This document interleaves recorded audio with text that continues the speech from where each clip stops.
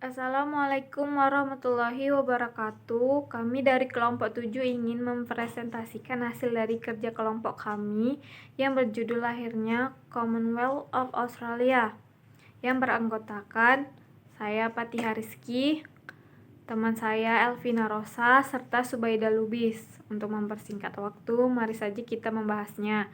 Yang pertama yaitu latar belakang. Latar belakang lahirnya Commonwealth of Australia.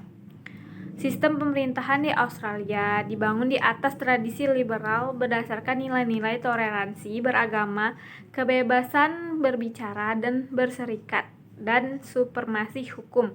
Alasan dari disepakati bersemakmuran Australia adalah karena setiap koloni diberi kebebasan memilih menyusun sistem pemerintahan yang dikehendaki.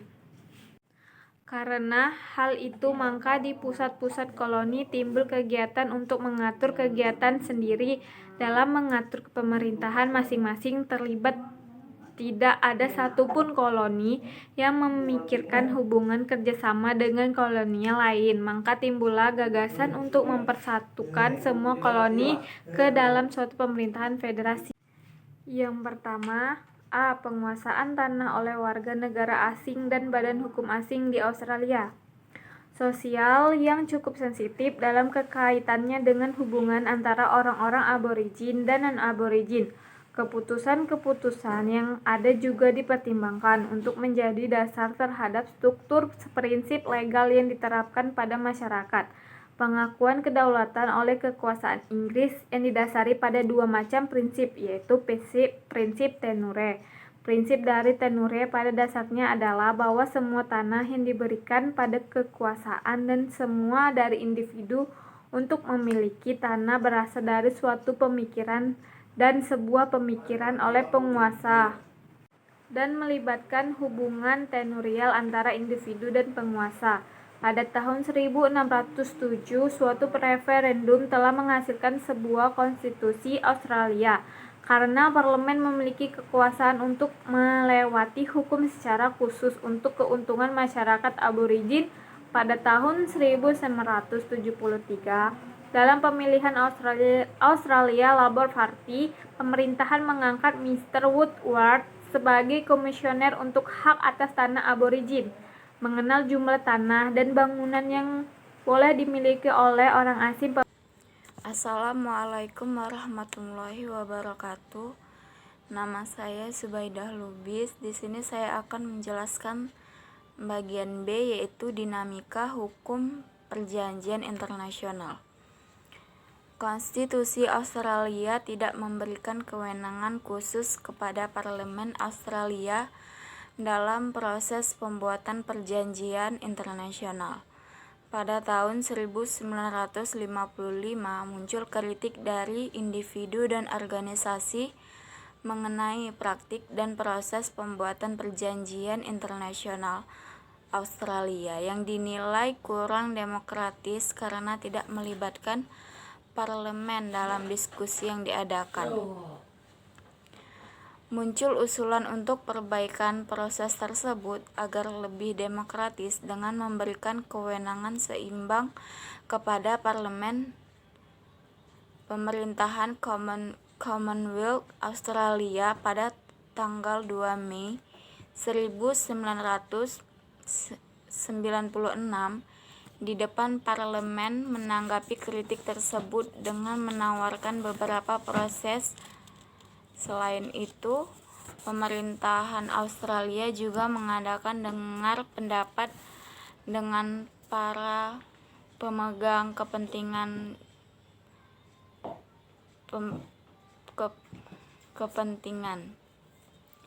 jika diperlukan untuk memastikan bahwa kepentingan Australia termasuk dalam suatu perjanjian dan tidak dirugikan. Pemegang kepentingan tersebut utamanya adalah pemerintah negara bagian dan teritori serta industri dan kelompok kepentingan lainnya. Bagian C, yaitu praktik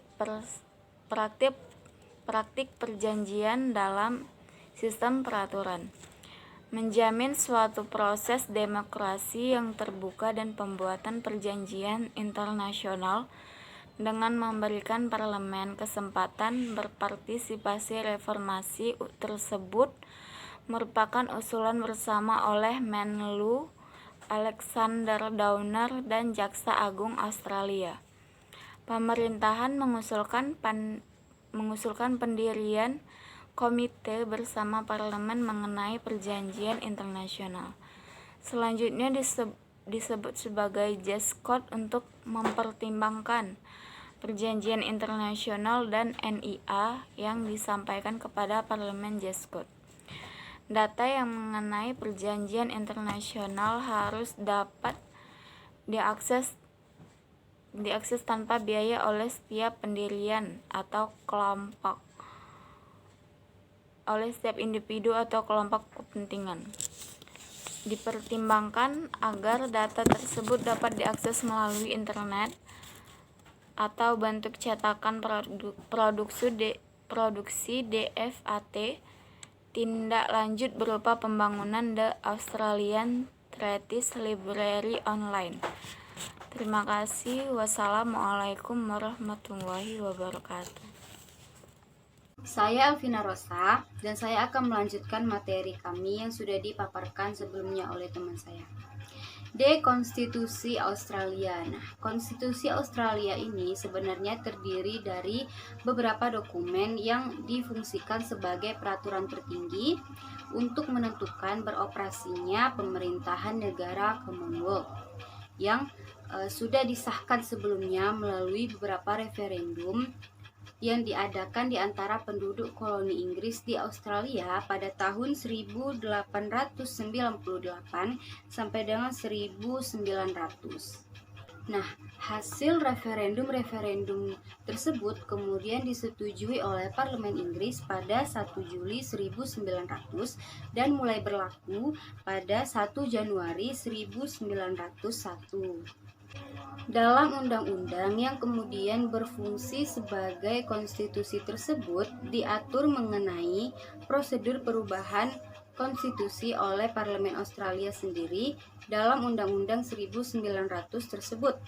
Hanya rakyat Australia sendirilah yang dipandang berwenang mengubah isi dokumen tersebut. Oleh karena itu, The Commonwealth of Australia Constitution 1900 ini pula yang dipandang sebagai konstitusi Australia yang pertama yang secara yuridis dipandang sebagai momen kemerdekaan Australia.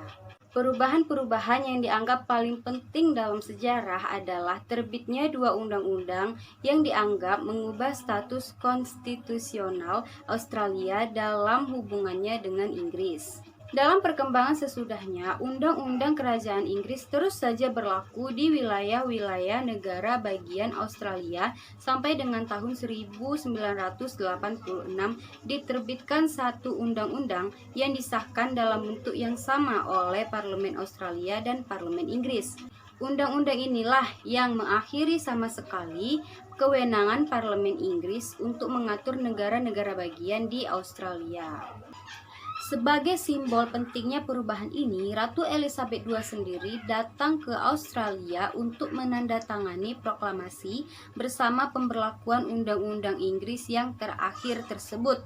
Dengan penandatanganan undang-undang ini, Australia mendapat kemerdekaannya yang penuh dari Inggris. Nah, sejak saat itulah naskah konstitusi Australia pun dianggap terpisah secara penuh dari teks aslinya dalam bentuk sebelumnya sebagai Undang-Undang Inggris pada tahun 1990.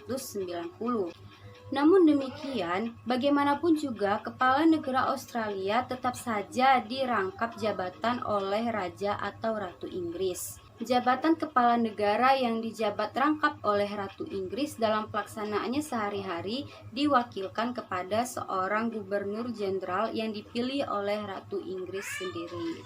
Nah, demikianlah presentasi dari kelompok kami dengan materi lahirnya Commonwealth of Australia.